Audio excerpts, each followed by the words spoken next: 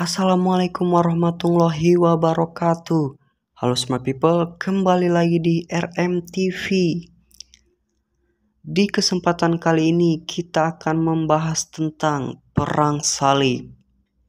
Here we go.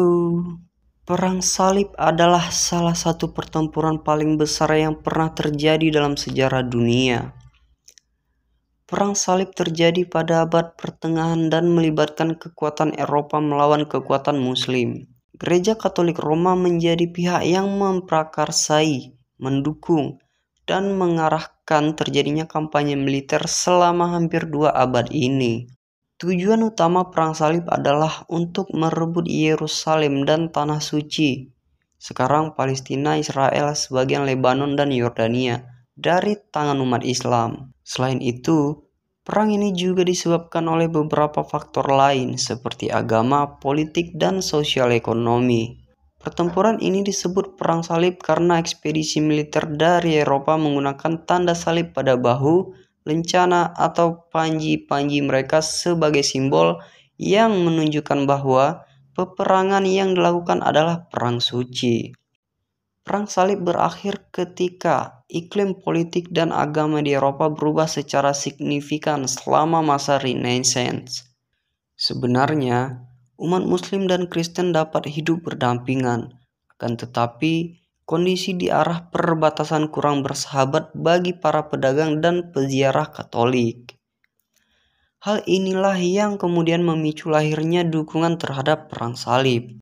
Secara umum, berikut ini beberapa penyebab pecahnya Perang Salib antara 1095 sampai 1291.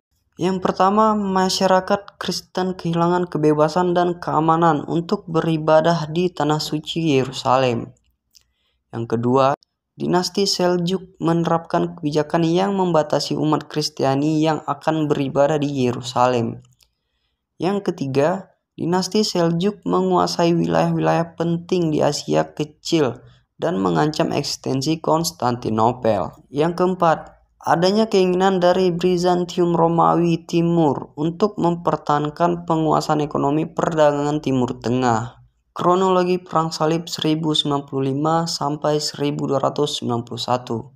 Perang Salib yang paling terkenal adalah peperangan perebutan Tanah Suci yang berlangsung antara 1095 sampai 1291.